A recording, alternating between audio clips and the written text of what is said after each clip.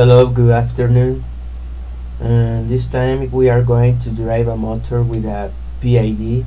The practice is with an Arduino simulator, which we will use as a control and DC motor, which we can control based on our data accurate from PID. This time we have an Arduino Nano as oscilloscope to be able to see the graph, and we have two motor parts outputs. So this is going to be in Proteus and with Arduino. Once we have obtained and made the diagram in Proteus, we will proceed to execute the program. Remember that to do this, we need to link our Arduino codes with the Proteus. Remember, we're going to drive a motor with a PID.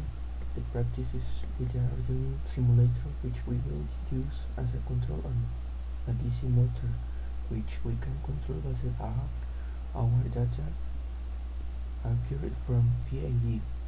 And this time we have an Arduino Nano and oscilloscope to be able to see the graph, and we have two motor parts outputs.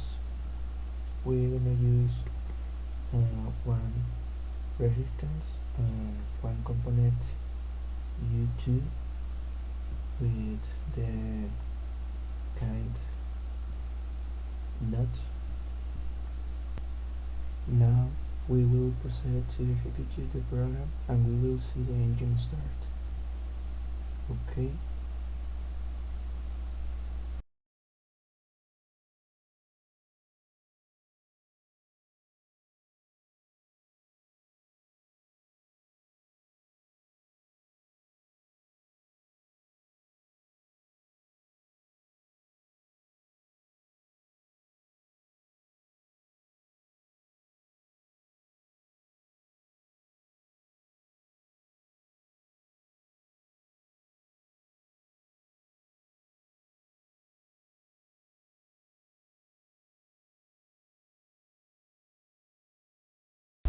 Now we will explain the Arduino code. The code is based on a library called PID UV1.h. The following are several variables to control our PID. The next line of double consuming the components with the set point, input, output 1.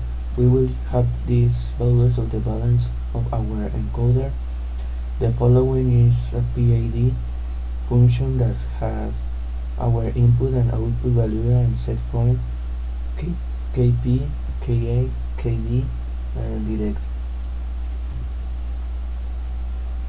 Then of this, ahead of this, we have a void setup where we will use our inputs and our outputs that we will use, as it will be passes an A and passes B, and the aura that is an output in Proteus.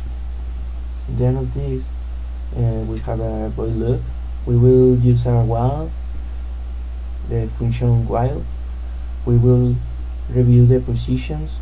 Within the cycle we have what is, declaration, and use of if function follow, that if error 1 is greater than 0, it will give an output value in our output. If our error is less than 0 and our signal is low, and we are going to say that our output is 225 less the output